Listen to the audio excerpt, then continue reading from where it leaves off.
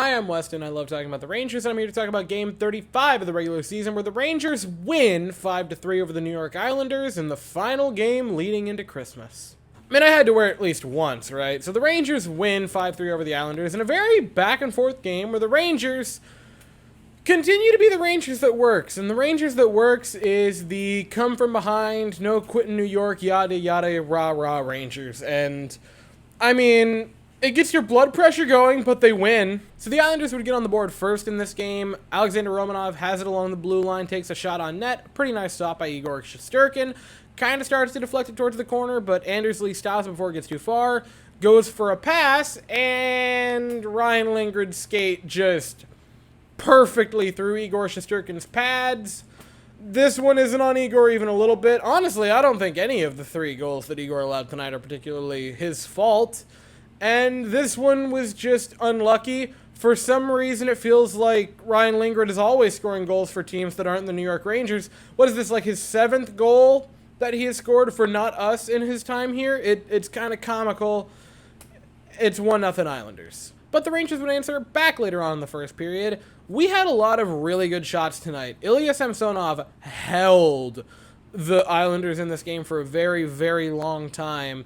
And this was just Rangers passing it along around on the power play. Fox to Mika Zibanejad, and Artemi Panarin in not an Artemi Panarin-y place. Pass from Mika Zibanejad, fires one home. Artemi Panarin almost always will choose to pass the puck, which is kind of a shame because he has a gorgeous shot and a pretty solid slapper.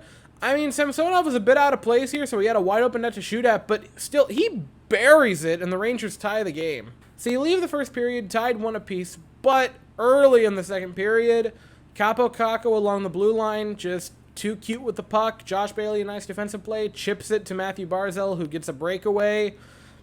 It's Matt Barzal on a breakaway, man. I'm not going to be hard on Igor for this, and the Islanders take a 2-1 lead. But speaking of breakaways, Barclay Goodrow springs a breakaway for Julien Gauthier, because of course he does, and Gauthier with a really nice backhander to get a...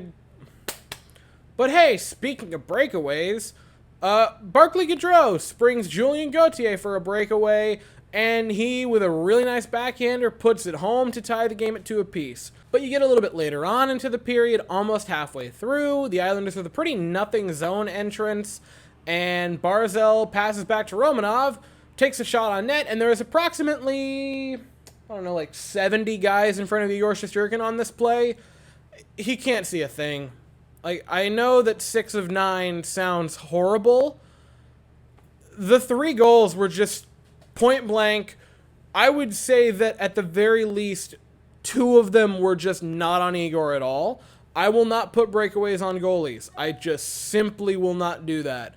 The one off of Lindgren, I'm also not going to put on him. This one, you kind of can, but at the same time, I mean, look at that. So the Rangers enter the third period. You're down a goal, but it would not be so for very long. Fourth line on the ice. Gauthier passes it to Harper at the blue line.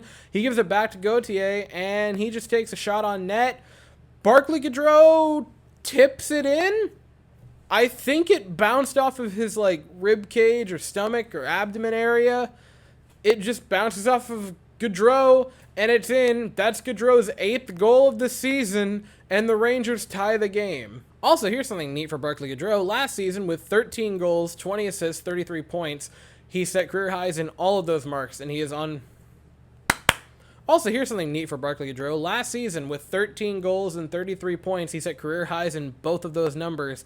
And he is on pace to do it again this season, setting new career highs. He has 8 goals and 18 points through only 35 games. He's not a star, but Barclay Goodrow has been quietly good offensively in his time with the New York Rangers. Oh, and the 4th goal. The Rangers, like, when you have a lot of teams play each other and it starts getting towards the end of the game, both teams kind of go into this, like, hey, let's just both get at least a point out of this game mode. But no, not when it's a rivalry like this one. The Rangers are still going hard in the paint till the very end. So were the Islanders, to their credit again. But late in the game, Alexis Lafreniere just wraps it around the boards, trying to get a forecheck started, and Keandre Miller, who again, very good offensive player when he dips his hand into the bag, fighting for it along the boards.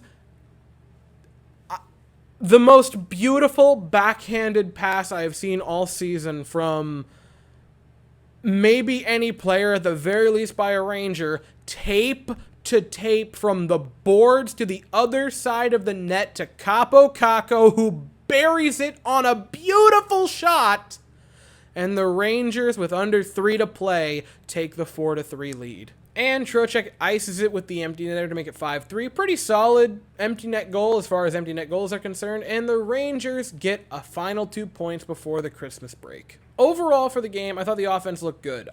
We've said it a few times. I'm like, oh, these are the definitive lines that we should just use for the rest of it. I really think we might have found it tonight. I thought all the lines looked good.